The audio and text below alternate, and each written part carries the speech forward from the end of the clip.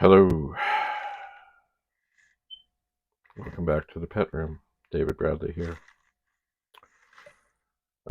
It's hard not to get a little overwhelmed in here, surrounded by all this history, and knowing that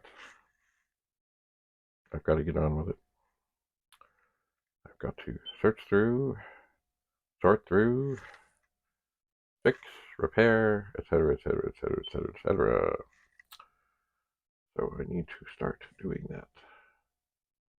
But yes, I have too much stuff, hard as that is to admit. But indeed. So I am hoping that once I get the 4040s sort of re-examined and figured and sorted and screwed or buttoned up, as they say, to get things going, get things out the door. And then I really think, it's tempting to go for the 8050s, but I really think I should start on the vintage, old pets.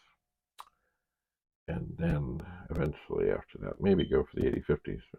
I'm really hoping that on the 8032s, of which there are many, and some of them say Super Pet, even though they're not having the Super Pet boards in them. I'm hoping there's some sort of one common failure.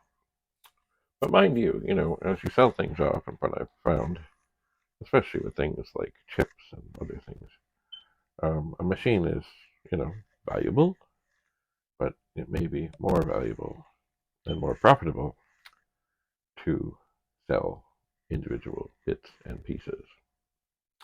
It might be. We'll see. We'll see. Because really, there could be somebody sitting there in, Spain who is desperately looking for a certain key to complete their pet. And, buying a whole keyboard, that's rather excessive. Or, certain chips. Or, I'm sure there's somebody out there that's got a pet where the monitor has just up and died. And they'd really just like to get the top. They can put it on. So we'll see. Anyway. For those that watched before, I was really cooking on the 4040s. And I learned a whole lot more about them than I ever knew before. I did. So I am hopeful that once I eventually get to the 8050s, that a lot of what I learned on the 4040s will come in handy. And I'm not quite done with the 4040s. There were two of them, I think, that either had power supply issues or big capacitor issues. And I really would like to get to the bottom of that. I would. There were some drives that were just no good. How would I put it? Like the motors were bad and other things and stuff. So anyway, there's no way I can rescue them all. But once again, parts are good, like the circuit board on the top. Where are you going to get one? Where are you going to get one? Anyway, once again, I will have to test, double check, because I don't. I always see things up untested as is. I would really rather not ever send something out the door that I don't. Well, if I know if it's broken, if it's for parts, that is what you proclaim. But I would really rather sell and pass things along that are functional. But as with anyone, buyer beware, eyes wide open, and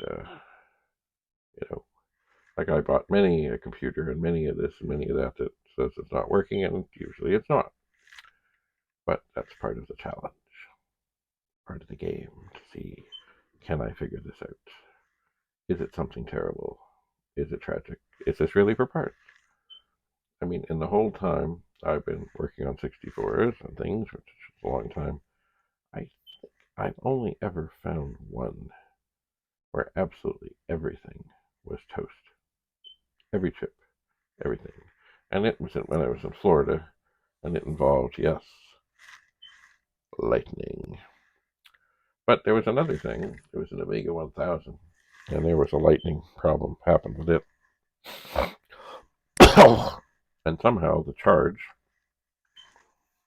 went into the machine and all the way down. And this was an Amiga 1000 that had a whole lot of things on the side. That's how you added to it. You plugged things on the side.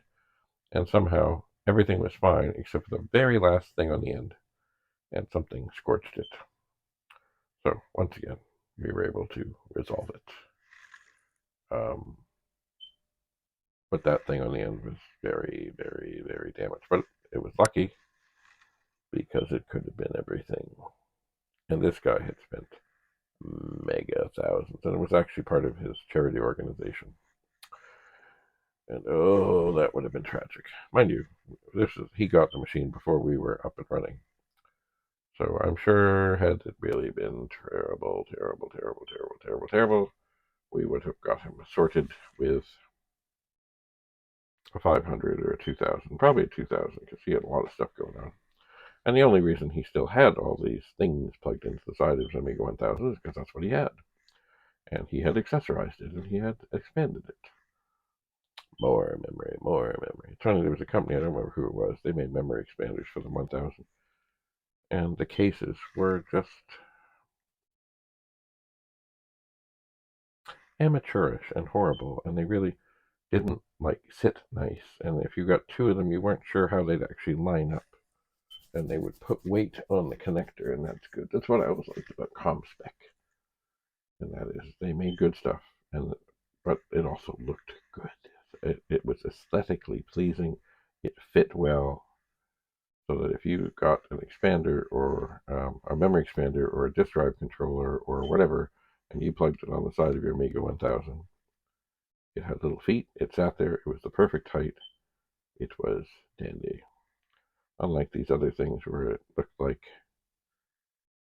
they had the boards and they had these cases sort of made, but, bending metal is, bend, do whatever, but they were just, when I find one, and I'm sure I have one around here somewhere, I will do a video on it to say, yeah, it worked, but boy, a little more effort and it would have looked a whole lot better. And I don't think they were any less expensive than other ones. They just made cheap metal crap cases that, yeah. And back then, I do believe the biggest memory expander thing you could get at the time was 2 megabytes. So you might, if you really wanted to expand to 1000, you might have to put a bunch of them on the side. You might. Anyway. Oh, yeah. So I'm getting a little tired. I'm going to take some medicine, go see the dentist, and then I will come back. Hey, Google, what time is it? 10:45 a.m. Okay, we're getting there. I don't have to be there till noon, but I like to become mentally prepared. So I figure what I'll do now is I will rejoice that I actually, in these series of videos, I did get to move a disk drive. And that other things have been examined and looked at, and I will figure out other things. I suppose what I could do in here as I'm going through things is immediately, like with some of the books and magazines and things that I like, but they're really excessive. Maybe I should start listing them and putting them up for sale and sending them on their way. One thing lately I don't like about Canada Post is they seem to have ways of being, well, we're in a whole sort of area right now of corporate greed. So mailing things used to be quite, well, not reasonable, but much more reasonable, and now they're on to oh, no, that's not just paper. So you have to send it tracked, and it's going to cost you a bunch. It's hardly worth selling something like this. This manual here, if someone is really looking for one, and they were local, it would be easy. Say I was going to ask $5 for it. If I end up putting this in something, now it is paper, but if it ends up that the Canada Post gods come at me and say, oh, I mean, it could cost like $25 to ship. That's crazy. It makes no sense. No sense. So I will try and stay away from such stupid things. I shall. Oh, look. It's a phone. Hello. It's funny, phones were really great, and I had one, and I don't know where it is. It was at the cottage. Hang on. Let's listen to the phone dial. Magic. There was one. It had a thing here because, of course, some people get old and they can't hear as well, and there was a volume that you could crank it up and say hello, and you could hear yourself better, but you could hear the other person better too.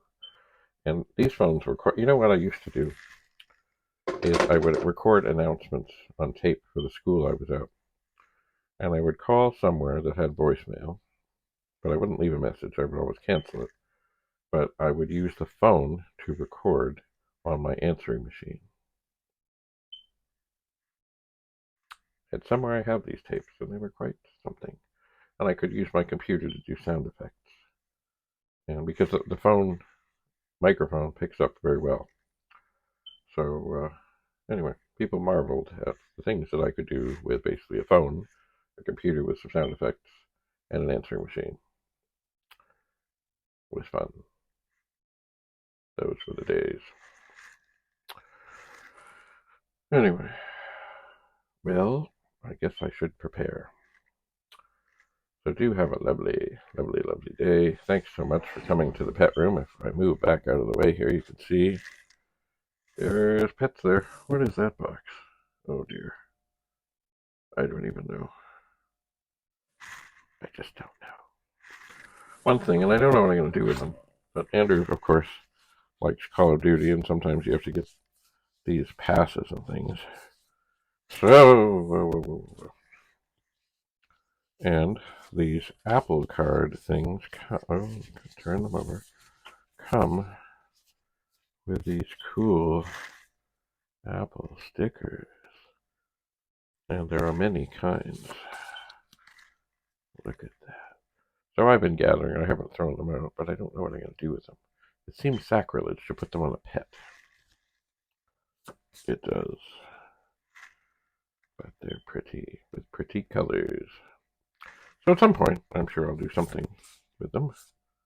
Oh, look. I sometimes try and get some that are the same. Just depends. And the other thing I do, because I like the stickers, even though I've not done anything with the stickers, is if I'm going to get something for like $20, I'll buy 2 of them that are each 10, so I get 2 stickers. Does it take longer to put the things into the, on the phone and stuff? Yeah, but it's all right. Because, in some way I think, I cost Apple Corporation an extra penny or 2. And that's not a bad thing. Because Apple, they make good things. They've always made good things. But they're really happy to charge a lot of money. Tons of money. Tons. Like maybe 100 times what it cost them to build. Maybe. Anyway, and I guess it's good if you can do it. Good if you can get away with it. But actually, recently there was a lawsuit. I should look this up. Something about making iPhone 6 and 7s go slowly, so that then people would say, "Oh, this phone is slow. I better get another one." And actually, you know what? At this moment in time, I'm not recording on one, but my regular phone that I regularly use is still an iPhone 6. Maybe I should look into this lawsuit and see if they'll send me 25 cents or whatever it is the settlement is. Or I'm not sure if you have to get into it ahead of time. But of course, it takes years. And now, hey Google, what's the latest iPhone? iPhone 15. On the website apple.com, they say iPhone 15 and iPhone 15 Plus. So yeah, iPhone 6 is getting pretty dated. And little by little, more and more apps, when they go to upgrade, say, no, we can't do that. And you know what? You can't use what you got. So little by little, I end up deleting things that just won't work anymore. And it was a sad day when the 680 News app that I used to use for traffic and other things said, "Oh, you have to upgrade, but you can't upgrade. So, and we can't use the old one, so you're screwed." Anyway, but I can still tune them in on the radio in the car. Anyway, that's enough for now. Thanks for coming to the pet room. And stay tuned. Soon things will be hopping. They'll be hopping in here. At least that's the plan. Anyway, David Bradley signing off from the pet room. Bye for now.